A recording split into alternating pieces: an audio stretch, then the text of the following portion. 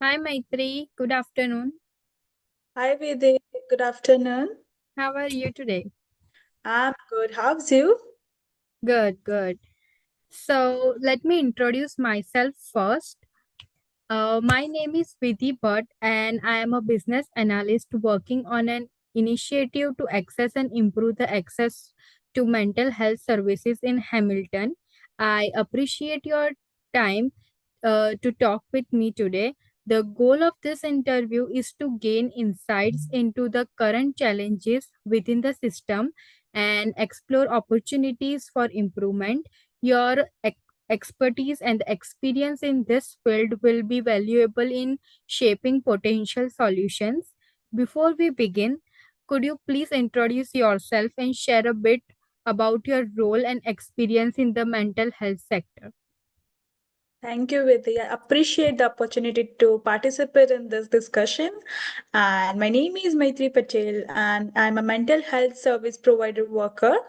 And I have been in this field for almost 5 years and focusing on providing mental health support to individuals in Hamilton. And my role involves providing direct mental health service through counseling and therapy to ensure that all individuals receive necessary care. And I oversee programs specializing in mental health, ensuring they are running appropriately and meeting the needs of like community. And I also work with policymakers and healthcare organizations on the development of strategies that would afford better access to this service. And advocacy is also a strong part of my work in raising awareness and reducing stigma, ensuring that mental health resources becoming available to deserved populations. Okay, so let's go to the questions now. So, my first question is, could you explain Hamilton's present mental health treatment accessibility situation? Yeah, the service range from hospital services like community clinic services and private providers in Hamilton. It is also unapproachable because of the demand for the services like waiting lists and professional in mental health. The unavailability of approach and timely service, particularly at the time of crisis, cannot be accessed by many. Okay, so what are the main barriers that you face in offering the mental health services? I think major barriers include waiting lists, lack of fundings, and shortages of professionals. Other people also experience problem due to economic issues, a lack of information about existence of services, and stigma related to seeking mental health treatment.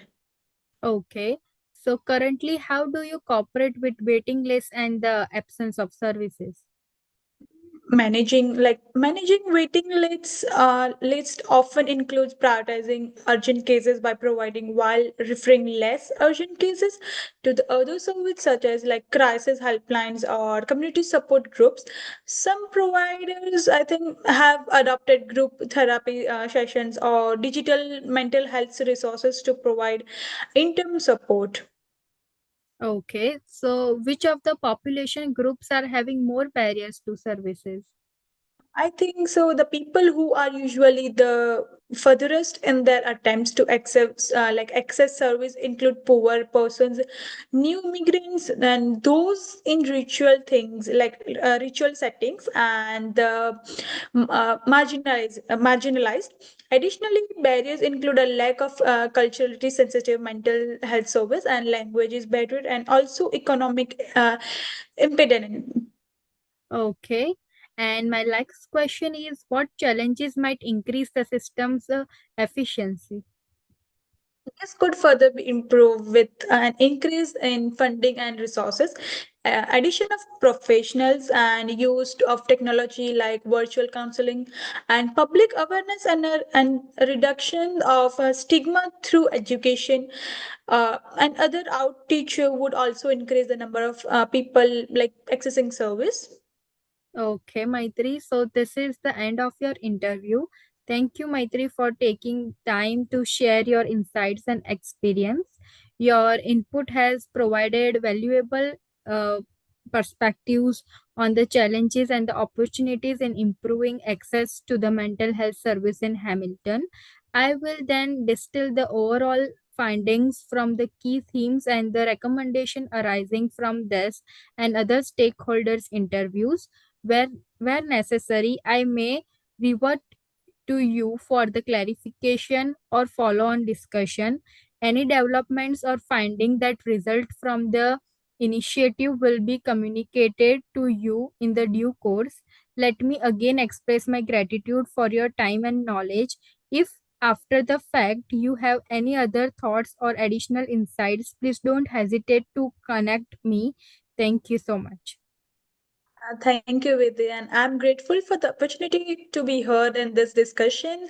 And it's good to know that there are efforts in meeting access to mental health services, and I'm glad to give my points and view. And I'm also await the result of your research finding and how that information will aid in the future improvements.